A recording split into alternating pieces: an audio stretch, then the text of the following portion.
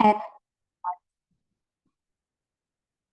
so we're collecting some questions. Inda, I saw your questions on the chat and we'll report them to. And it's actually good if people can start recording those questions in the chat so we have them for later so that you don't forget. Do we have anyone waiting in the lobby?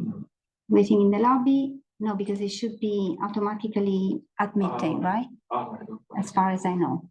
Yes. So there's nobody in the lobby. At the bottom? Yeah, no, nobody in the lobby that I see.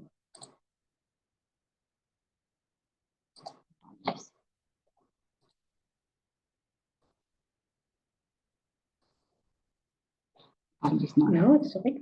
There you go. Thank you. Thanks, Chiara. So I took this invitation as a bit of an opportunity to reflect on what I've done in the last 5 years in IHFES, which is more than I thought and less than I thought maybe, but hopefully it's a bit interesting. So just to explain where human factors sits in Irish Rail, we have a CEO at the top of the company, but there's kind of three main companies: the infrastructure manager, who manage all the tracky bits, all the infrastructure, the pieces of railway, railway undertaking, which is the train bits, the drivers, the actual physical trains, and we also, oddly enough, own Rosslare Europort, so we have a little bit of maritime work in there as well. And then I work for the Director of Safety, who also reports to the CEO, along with other less interesting functions like HR and those kind of people. But that means that we in the human factors team work across all these areas. So each of those will have their own safety team as well, and we support all of the different areas across the railway and the port, which is really interesting. It means we get to do a lot of different things. So this is a little bit busy, but it's our human factors strategy in Irish Rail. It always comes out much brighter green on screen, so I apologize. It's a bit lurid. It's not so bad on this screen.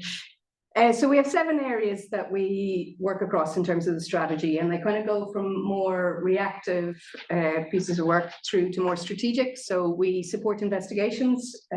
So when something goes wrong on the railway, thankfully, touch wood, we haven't had a major accident in quite a long time, but we do investigate incidents and near misses. And we in the human factors team provide input to those investigations kind of in a systematic way in terms of trying to push systems thinking, what were the influences on human performance, trying to move beyond the idea that it was just human error. And also in some particular ones, we actually get involved and conduct interviews with the staff involved to try to better understand their perspective and what influenced their behaviours at the time. The second area is around developing human factors competence.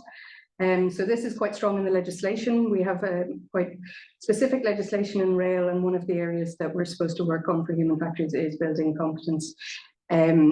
So we have a graduate development program where we are developing graduates to provide the expertise to the business over years.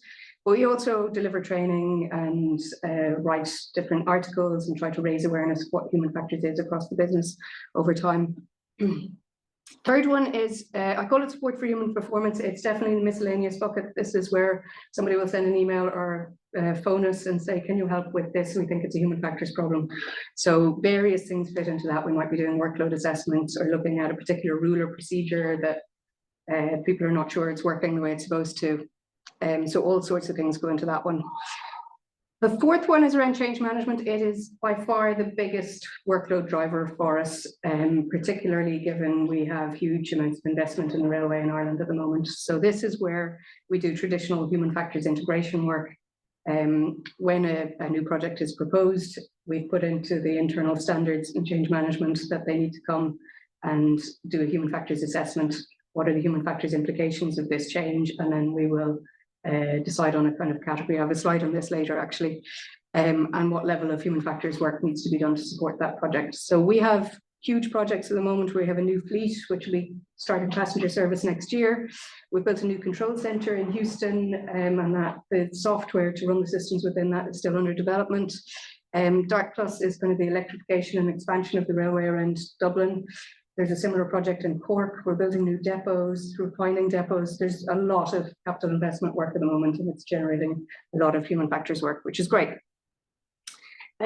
Safety culture is increasingly a big area for us as well.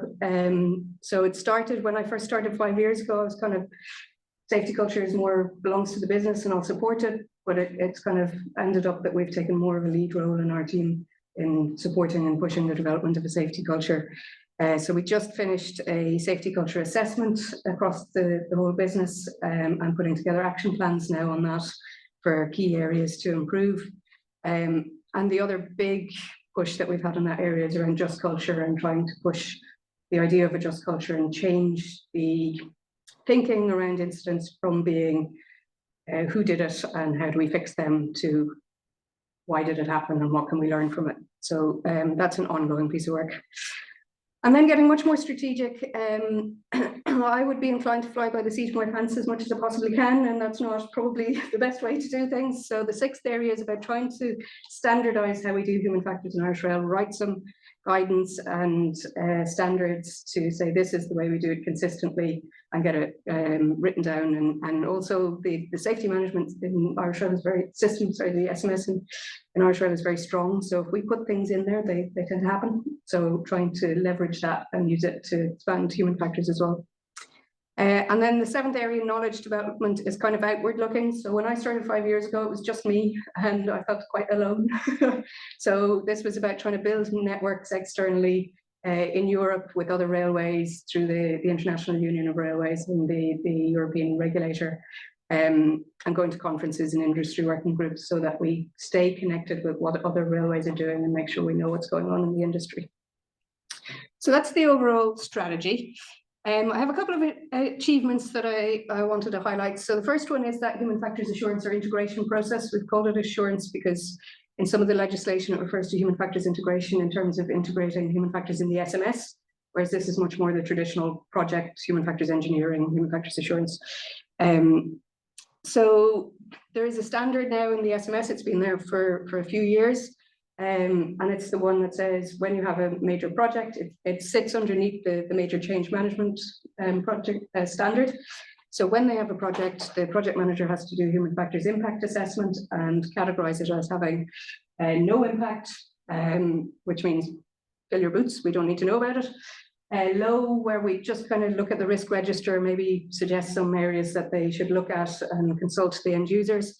Or medium and high, which kind of go together, but it's just the level of effort we put in, where we would apply a structured process, appoint somebody to lead the human factors work on that project, expect them to do activities, expect them to produce a plan and a report at the end, and that all feeds into the safety assurance process around the change, so that it's quite well embedded in our safety management system.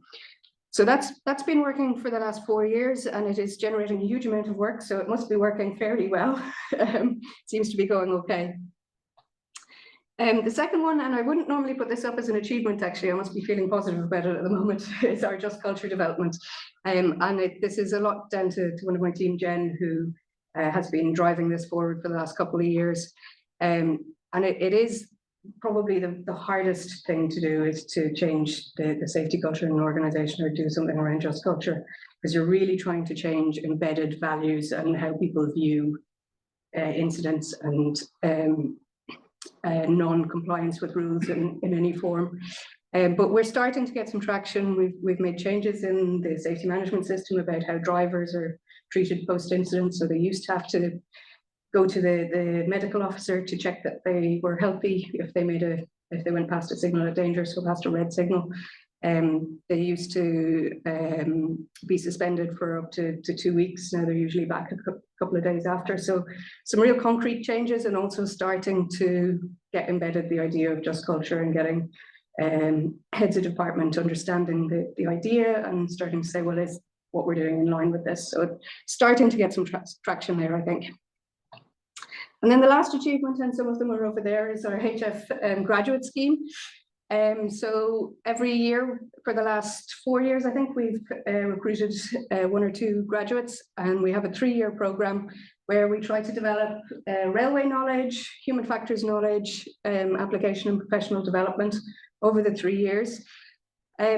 I hope they agree, but I think they get to do some nice, interesting projects. So some of them at the moment are doing, Abby has done a big project on one of our maintenance roles who work mostly at night, looking at their working conditions and making concrete recommendations on how those could be improved. Christina and Megan are both working on workload assessments of some of the signalling roles, trying to baseline what their workload is now and also work on predicting what will be in future as these projects ramp up the workload and the infrastructure that they control.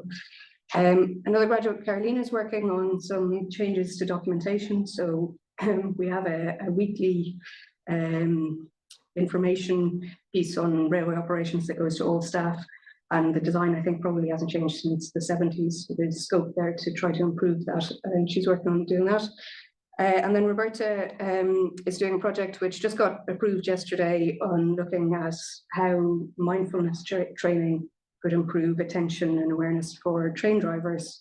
So we're going to do a nice controlled study with trainee drivers to look at how effective that might be in practice, which will be a lot of fun, I think. So moving on to the challenges, which is much more exciting because it's more of a moan. I think similar to Colleen's one, we still have a problem about what is human factors. People think they know what it is when they hear the term, but they usually think it's human error or it's those stupid, unreliable humans. The human factor is often misunderstood. And I don't think we help ourselves with all these terms, human factors, ergonomics. In Europe, the railway regulators started calling it human and organizational factors because they want to call out the organizational element, but now people are thinking, well, human factors is different to organizational factors, and it's just making things even more confused. And also we include some things. We've always included human-computer interaction, but UX is something a bit different to human factors. Safety culture we see as part of what we do, but not organizational culture always, and non-technical skills. Competence management is human factors, but general competence management, so not so much. So it's quite confusing for people. I almost don't blame them for being confused by human factors. I don't think we help ourselves. Also, the way that we look at things as human factors professionals is quite different to traditional ways of looking at things. So the just culture I mentioned, it's a total flip in mindset from we've got these really unreliable people who are in making a mess of our system and how do we fix those people, to saying actually we have good people who are trying to do their best in a bad system. That's a huge mindset flip for some people and not easy. And the same thing with engineers, they're quite used to working in their silo, designing their design and then saying, there you go, operations, we've designed this for you, off you go and work with it. And our operators are actually quite used to going, okay. And then we go in the mix and say, no, we're going to talk to the operators and try and figure out what's going to work for them. And then we're going to design that. It's a big mind flip for them. And they don't disagree with any of this necessarily. It's just a big change in the way they've gone about things traditionally. And so you talk about this and you explain what human factors is and you talk about these, and then those people you've explained it all to move on to other roles and new people come in, you have to start all over again. It's very annoying. So the lesson I've learned here is to have good networks. So have people who will explain these things for you when you're not in the room, and also just keep explaining. Just don't get sick of it, because you just have to keep explaining all the time.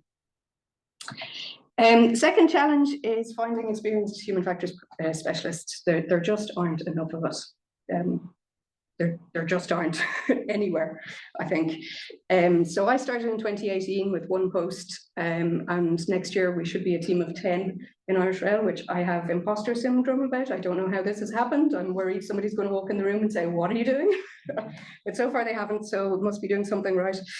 But it still won't be enough to do all the work that we have in the railways. So there's so many things we can add value to that the work will expand, and there's just never enough of us. The graduate development program is kind of designed to help us get some of that expertise trained up and in place to help. And we're also that program around standardizing the guidance and approaches is about trying to make sure that we don't have to do everything. We can say, here's a way you can go and do that yourself. So the lesson that I've learned over the last 5 years is we absolutely can't do everything. So it's got to be about where can we add value? What can we do that nobody else can do? And focus in on that. Third challenge, and I think similar, to your FRI a little bit, is about methods in practice. So we are a scientific discipline. We're very proud of it, and it's absolutely right. We should be proud of it. And methods are at the core of that, having consistent, validated, reliable methods to apply. But in practice, somebody will come and say, I need an answer on that tomorrow. And so you don't have time to do a detailed task analysis and a human error evaluation. You just have to give an answer based on your experience. So it's about trying to find a balance, I think, between the rigor that's needed to provide really good, solid evidence when it's necessary, and avoiding being too pernickety and doing detailed evaluations where they're not really going to add much value or show anything, but they're just going to hold everything up, which causes problems. So it's never going to be perfect. Some human factors thinking or application is better than none, and we will miss things, and we've just got to accept that. We can do what we can do, and addressing some of the problems is better than addressing none of them. And the last one is, I've called it Battle with the Technocrats.